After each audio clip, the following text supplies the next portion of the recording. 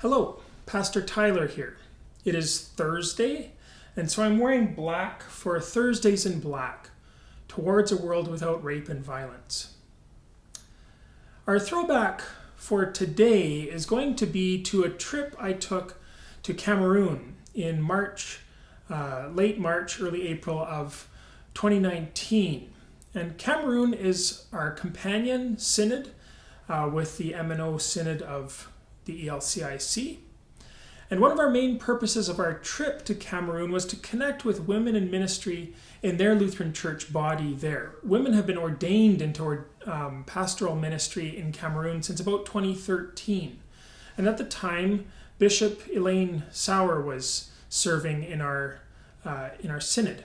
And she was a real driving force behind the support for the women who were seeking ordination in Cameroon, and was there as some of those first women were ordained into ministry. So it was a big moment for us in Canada, particularly in Manitoba, and certainly for the church in Cameroon. So today I want to show you a clip from a conversation with one of the pastors.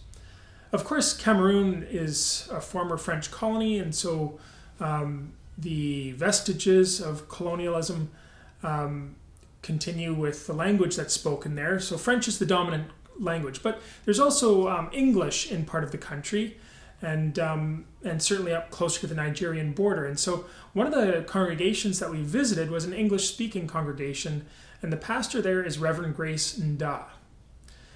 She's the pastor at Cross and Crown Church in Gaoundry in Cameroon. It's an English-speaking congregation, and her training, as many who are trained in English, was in neighboring English-speaking Nigeria.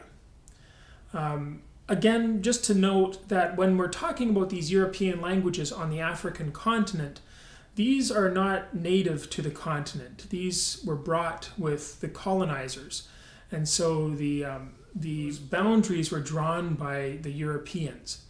And so I would note that when somebody who is on the African continent is speaking one of our European languages, it's not their first language in most cases.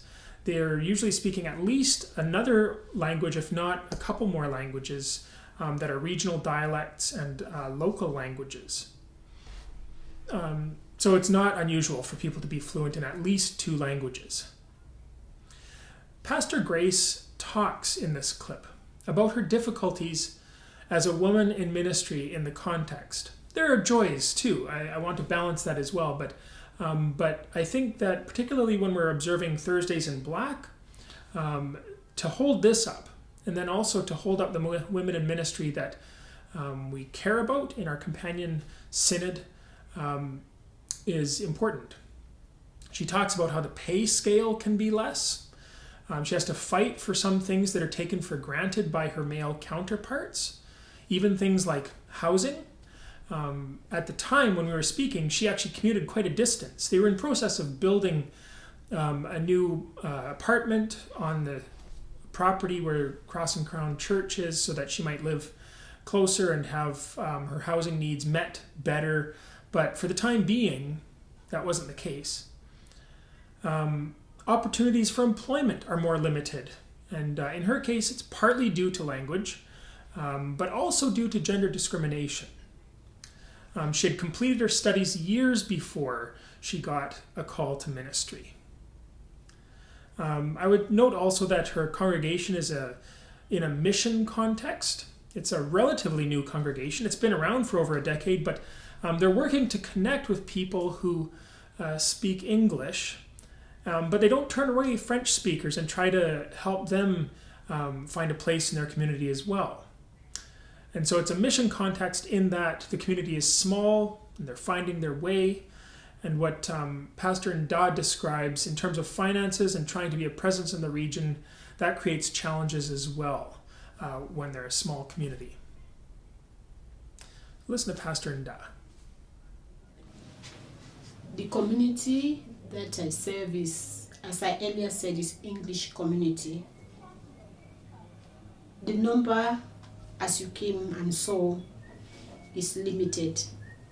Why? Because the English people who came, is a few, all of them were in that congregation.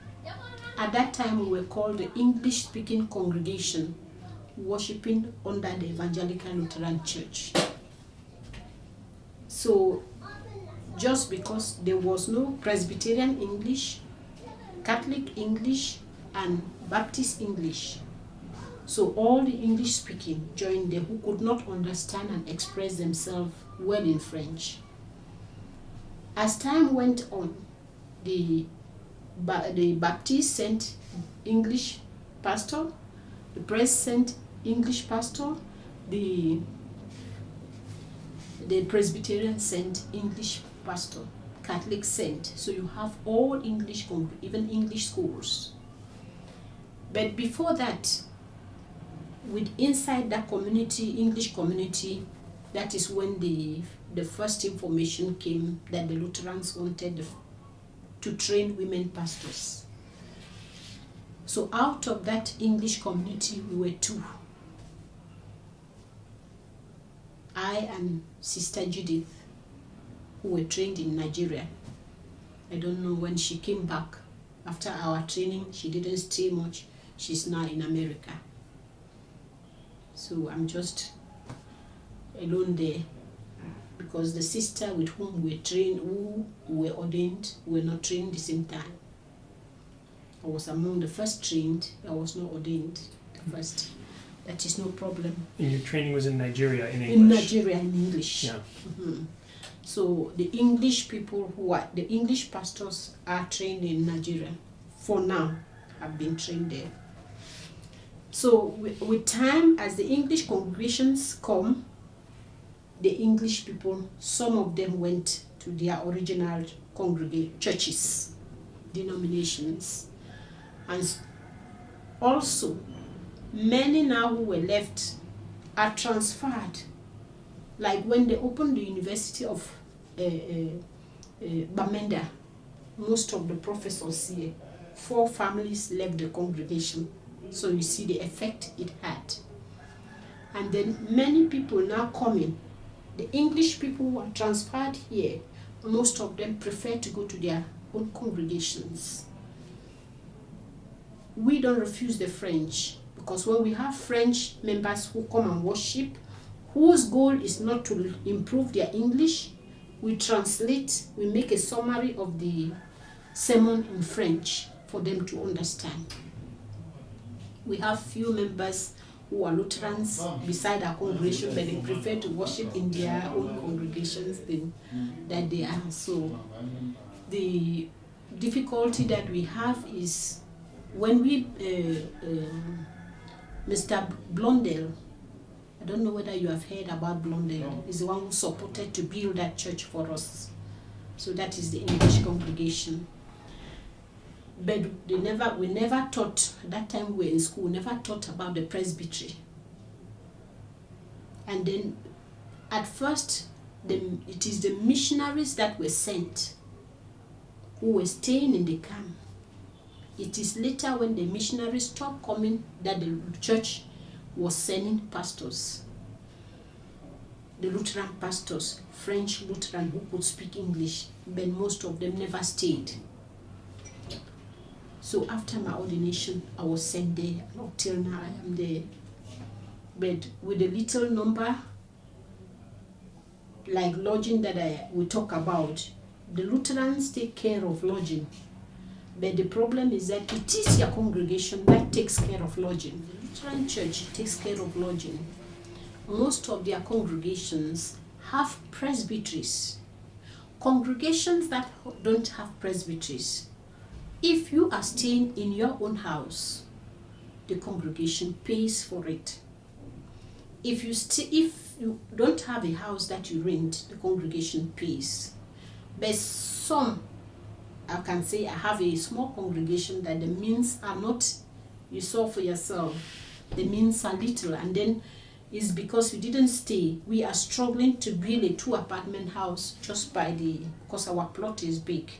So we're building 2 apartments. Since we are seeing our number reducing, we want to build 2 apartments. One will be for the pastor, and one will be for rents to help us for the income, we pay our lights and the rest. Yeah. But before that the house is not complete, the pastor suffers. Mm-hmm. So I live in Gadamabanga. After the railway road going to Dam, there is one village. I worship there and I work in the hospital. So the distance. But if not, the congregation, every congregation takes care of the lodging of the pastor. That is what the Constitution says. But like our sister said, you have to push. You push when you see your membership. So yeah. So there are some difficulties. Yes, I have difficulties. Yeah. And one of the difficulties, to be sincere, is that, like Jesus said, a prophet is not honored in his land or her land. It is not easy working in a place. During the 4 years training, as I said, every end of year we have to do internship. Every end of year I came, I was sent to do internship with different pastors, but I worship in Cross and Crown most of the time. After my training, I stayed 15 years before my ordination. I was in Cross and Crown. After my ordination, I have already made 5 years. I am in Cross and Crown. It is not easy. That's a difficulty I have. Yes. To just change that role from being one of the parishioners to now being their leader. Yeah. So they know you very well, and then you sometimes like the sister said, sometimes I invite other pastors because hearing you, seeing you every time, it becomes and the church knows it.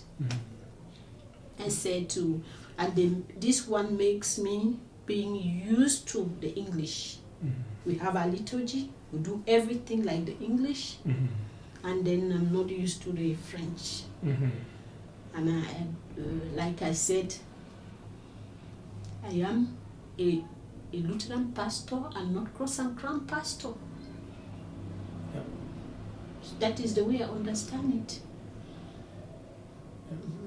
So there's a difficulty. Yeah. And most of the things are done in English, and just like I said, a prophet is never honored. So I have difficulties there. And that's why I raised the point, if the church could take the lead for some of the things that every pastor, this one I told my regional bishop, when you take a pastor to the congregation should know their responsibility towards that pastor.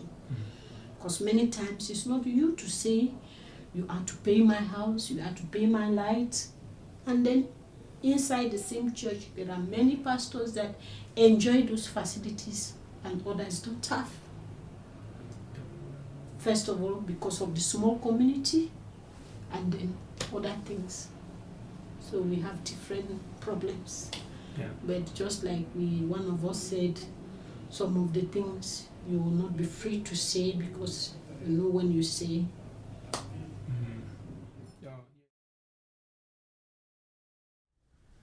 As our closing prayer today, we'll have a song that originates in Cameroon. It's called He Came Down, and it's an Advent piece, so it's appropriate for the time of year. I'm aware of the masculine pronoun, but we are talking about the second person of the Trinity, Jesus, so we'll allow it this time. In the words to the song, which are very simple words, and the melody is repetitive, the words describe what we enjoy in faith: love, light, peace, joy. And perhaps of most interest, listen to the pulse of it, the harmonies and rhythms. I love music from the African continent for this reason, and it was a gift to experience that music in Cameroon as well. But I'll note that this recording is from Gloria Day musicians, although the drums on it include drums that I got in Cameroon. And I'll note too, just as we go into this closing prayer, this song, that this is our last Thursday reflection for 2020. And so an uplifting piece as your prayer to carry you through Christmas.